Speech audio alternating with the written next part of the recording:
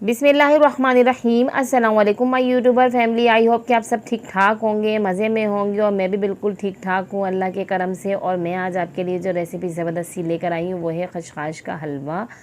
सर्दियों में बहुत ज़्यादा शौक़ से खाया जाता है। आप इसे बनाएंगे तो ना ये आपके जिस्म को गर्मी बख्शता है। नज़ला ज़ुकाम खांसी अगर हो रही हो और ना जा रही हो, वो दवाइयों से कोई फ़र्क ना पड़ रहा हो, तो आप ये हलवा बनाएं और ये खिलाएं बच्चों को, बड़ों को, सबको। तो इससे बहुत ज़्यादा आसानी हो जाती है और बहुत ही आसानी से बनता भी है। कोई ज़्यादा इतनी जतन नहीं करनी पड़ते हैं, बस आपके पास खशखाश होनी चाहिए। तो ये 1 कप मैंने खशखाश ले ली, इसको मैंने भिगो दिया था।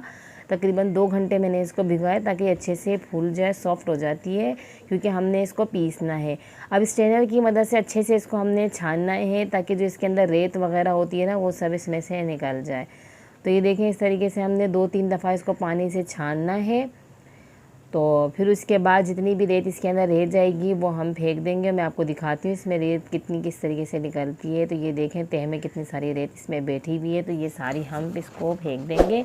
और ये हमारी खशखाश अच्छे से सन चुकी है। अच्छा, मैं इसको सिल पे पीसती हूँ हमेशा से ही, और सिल पे एक अलग ही जायका आता है। तो आप भी कोशिश करें सिल पे पीस लें, वरना आप जो सर में जग में इसको पीसेंगे तो फिर पानी डालना पड़ेगा, और पानी के साथ आपको ज़्यादा पानी के साथ पीसना पड़ेगा। तो फिर भुनाई में थोड़ा टाइम भी लग जाएगा। तो सिल पे पीसेंगे तो आपको पानी की ज़रूरत भी नहीं पड़ेगी और ज़्यादा इतनी मेहनत नहीं होती है, सॉफ्ट हो जाती है। ये अच्छी देर भिगो दें आप काफ़ी टाइम के लिए, तो ये अच्छी सॉफ्ट हो जाती है, तो पीसने में आसानी होती है। तो बस इस तरीके से ही मैं पीस रही हूँ इसको। ये सारी हमने पीसनी है।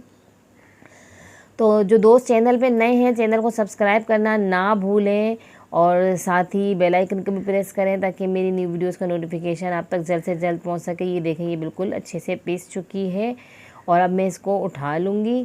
और ये सारी हमने इसको उठानी है। और अब हमने आगे का जो प्रोसीजर है वो मैं आपको बताती हूँ कि किस तरीके से हमने इसको बनाना है, कैसे बनेगी ये।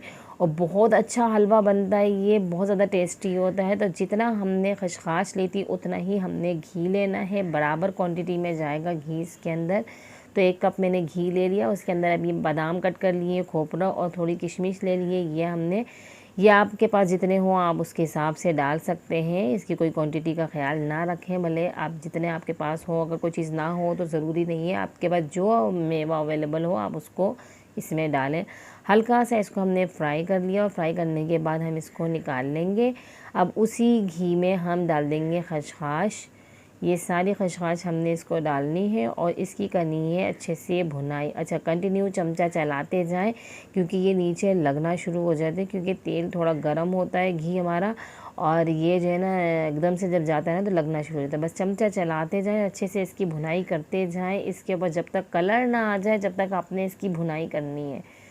तो भुनाई में थोड़ा टाइम लगेगा आपको और आपने छोड़ना नहीं है, क्योंकि अगर आपने छोड़ दिया तो ये फिर लगना शुरू हो जाएगी और एक तरफ से जलना शुरू हो जाएगी और बाकी सारे में कलर इतना अच्छा नहीं आएगा। तो बस इस तरीके से आपने चमचा चलाते जाना है। ये देखिए, हल्का फुल्का इसके अंदर कलर आ गया, मज़ीद अच्छे से कलर आ जाता है। तो फिर उसके बाद हमने इसके अंदर डालना है चीनी। जितना हमने खशखाश ली थी उतनी ही हमने चीनी इसके अंदर डाल देनी है। तो ये 1 कप भर के ही चीनी मैंने डाल दी है और दूध डाल देंगे। 1 से 1.5 कप आप दूध डाल दें इसके अंदर, और फिर इसके बाद इसको अच्छे से हमने पकाना है। अब इसमें चीनी भी हमारी मेल्ट हो जाएगी, दूध से टेस्ट भी आ जाएगा इसके अंदर। और आप देख सकते हैं खशखाश हमारी कितना अच्छा उसको कलर आया था। और अब ये जो है अच्छे से इसकी हमने करनी है भुनाई, पकाना है इसको जब तक ये हमारा दूध और चीनी जो है ये मेल्ट होने के बाद ये सारी ड्राई ना हो जाए, पानी इसका लिक्विड, जब तक हमने इसको बनाना है, जब तक ये कढ़ाई नहीं छोड़ देती है। अभी देखें, ये कढ़ाई पे लगा हुआ है। अब इसके अंदर इसमें डाल देंगे सब्ज़ इलायचियाँ ले लें, उसके दाने 4 से 5 सब्ज़ इलायचियों के दाने लेके उसको अच्छे से पीस लें, वो इसके अंदर डाल दें। बहुत अच्छी खुशबू आती है और आपको तो पता है मीठे में तो ये इसकी जान डाल देता है इलायची जो है। अब ये देखिए, हमारा हलवा जो है ना कढ़ाई छोड़ना शुरू कर दिया है उसने, घी हमारा सेपरेट होना शुरू हो गया है। तो इसके अंदर अब हम डाल देंगे ड्राई फ्रूट। थोड़ा ड्राई फ्रूट डालने के बाद थोड़ा सा मैंने रोक ली है गार्निशिंग के लिए, बाकी सारे इसके अंदर मैंने डाल दिए हैं। ये देख सकते हैं आप, कढ़ाई बिल्कुल साफ़ हो रही है, बिल्कुल इसने कढ़ाई को छोड़ दिया है। ये तले में नहीं लग रहा है। तो यानी कि हमारा हलवा बिल्कुल रेडी हो चुका है। अब ड्राई फ्रूट सारे मिलाने के बाद अच्छे से हमने इसको मिक्स किया है और अब हम इसे प्लेटर में निकालेंगे। आप इसे ज़रूर बनाइएगा, सर्दियों की सौगात के तौर पे आप इसे जब बनाएंगे ना तो बहुत अच्छा लगेगा। खाएं इसे, बहुत ज़बरदस्ती रेसिपी अपने फ्रेंड्स एंड फैमिलीज़ के साथ शेयर करें और मुझे कमेंट में बताएं कि आपको कैसी लगी है मेरी रेसिपी। हलवा बिल्कुल रेडी हो गया, इसे प्लेटर में निकालें, सर्व करें, मज़े ले लेके खाएं। गर्मा गर्म खाने में ज़्यादा मज़े हैं इसके, तो आप इसे गरम गरम खाएं बहुत अच्छे से। ये रेसिपी जो मैंने आपके साथ शेयर की है, जो दोस्त चैनल पे नए हैं वो मेरे चैनल का विज़िट करें, तो होममेड मसालों से काफ़ी चीज़ें बनाने की रेसिपी आपको मिल जाएंगी। हर तरह के आइटम की रेसिपीज़ आपको मिलेंगी।